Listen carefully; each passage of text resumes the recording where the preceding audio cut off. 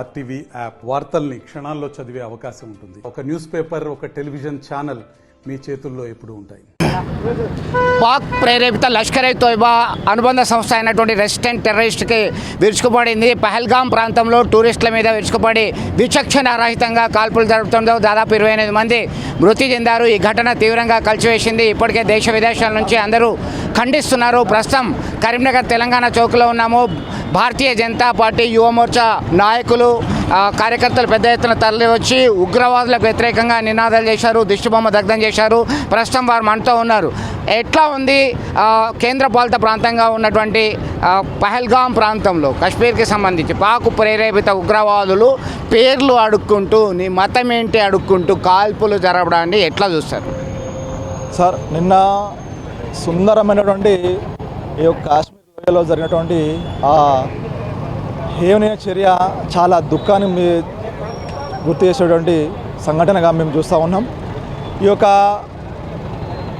భారతదేశంలో గతంలో జరిగినటువంటి ఉగ్రవాదాలు కనుక ఈ దాడి కనుక గుర్తు చేసుకుంటే ఈ యొక్క నిన్న జరిగినటువంటి దాడి చాలా దుర్గామైనటువంటి చర్యగా మేము భావిస్తూ ఉన్నాం. ఎంతో సుందరమైనటువంటి పర్యాటక రంగంగా అభివృద్ధి చెందినటువంటి ఆ యొక్క ప్రాంతాన్ని వారికి సంబంధించినటువంటి మతం ఏదని గుర్తించే ఒక ప్రాసెస్లో పాయింట్లు విప్పి వీరి యొక్క మతం ఇది అని చెప్పేసి వారు ఖురానికి సంబంధించినటువంటి సూతులు చెప్పి మరి భార్య పిల్లల ముంగట కాల్చినటువంటి చరిత్ర నిన్న మనం చూసాం. అసలు భవిష్యత్తులో కూడా గుర్తుకొస్తే చాలా బాధాకరమైన సంఘటనగా మేము భావిస్తున్నాం. భవిష్యత్తులో ఇలాంటివి జరగవని చెప్పేసి ఆశాభావం వ్యక్తం చేస్తున్నాం. నిన్న జరిగినటువంటి దాడిలో ప్రాణాలు కోల్పోయిన ప్రతి ఒక్కరు కూడా మీ యొక్క సానుభూతి వ్యక్తం చేస్తూ వారు ఆత్మశాంతించాలని చెప్పేసి మేము కోరుకుంటా ఉన్నాం. మొత్తం మీద హైదరాబాద్కు సంబంధించినటువంటి మనీష్ రంజన్, విశాఖపట్నానికి చెందిన చంద్రమౌళి మృతి చెందడం జరిగింది. తెలుగు రాష్ట్రాల నుంచి 2 మృతి చెందారు. దేశ విదేశాలకు చెందిన వాళ్ళు చనిపోయారు. ఎట్లా చూడొచ్చు, ఎలాంటి చర్యలు తీసుకుంటే బాగుంటుంది అంటారు?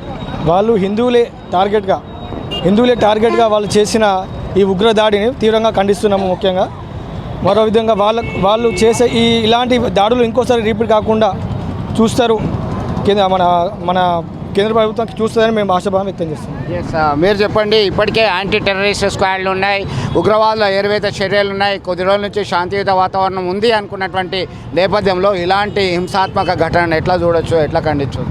ఇప్పటికీ మనం చూస్తూనే ఉన్నామండి. ప్రతిసారి ఉగ్రదాడులు జరిగినప్పుడల్లా మీదికి కనిపించేది ఒకటి, స్లీపర్ సెల్స్ అనేటువంటి వాళ్ళు ఇప్పటికి కూడా దేశవ్యాప్తంగా అక్కడక్కడ ప్రాంతాలలో ఉంటున్నారు. వాళ్ళు ఈ స్లీపర్ సెల్స్గా ఉంటూ ప్రతిసారి ఒక స్ట్రాటజికల్గా, ఇప్పుడు మోడీ గారు దుబాయ్, మన కేంద్ర హోంశాఖ మంత్రి వారు అమిత్ షా గారు, సంజయ్ గారు కూడా మీకు సంబంధించిన రాత్రి హుటాహుటిన శ్రీనగర్ జరగడం జరిగింది. యాక్షన్కి రియాక్షన్ వెంటనే ఉండాలనుకుంటున్నారు. 100% ఉండాలండి. అప్పుడు మాత్రమే దేశంలో ప్రపంచవ్యాప్తంగా భారత్ అంటే ఒక సరైనటువంటి సమాధానం చెప్తుంది అనేటువంటి ప్రపంచ దేశాల్లో మనం చూస్తున్నాం. చిన్న చిన్న దేశాలు అయినప్పటికీ కూడా వాటిపైన దాడి జరిగితే వెంటనే రియాక్షన్ అనేది ఉంటుంది. ఇలా ప్రపంచంలోనే అతిపెద్ద ప్రజాస్వామ్య దేశం అనేటువంటి మన దేశం కూడా దాని తగ్గట్టుగానే ఉండాలని చెప్పేసి ఆశాభావం వ్యక్తం. ఉగ్రవాద చర్యలకు సంబంధించి సైనిక దుస్తుల్లో వచ్చి పేర్లు అడిగి మతం అడిగి కాల్పులు జరిపిన దుశ్చర్యని ఖండిస్తున్నారు తీవ్రంగా. ఖచ్చితంగా యాక్షన్కి రియాక్షన్ ఉంటుంది. భారత్ వైపు కన్నెత్తి చూడాలంటేనే వెన్నులో వణుకు పుట్టేలా ప్రతి చర్యలు తప్పవని హెచ్చరికలు జారీ చేస్తున్నటువంటి పరిస్థితి. వీడియో జర్నలిస్ట్ సుమంత్తో కలిసి చంద్రశేఖర్, ఆర్టీవీ, కరీంనగర్ నుండి. మరిన్ని వీడియోస్ కోసం ఛానల్ ని సబ్స్క్రైబ్ చేయండి. లేటెస్ట్ అప్డేట్స్ కోసం వాట్సాప్ ఛానల్ ని ఫాలో చేయండి. అండ్ లింక్ డిస్క్రిప్షన్ లో ఉంది.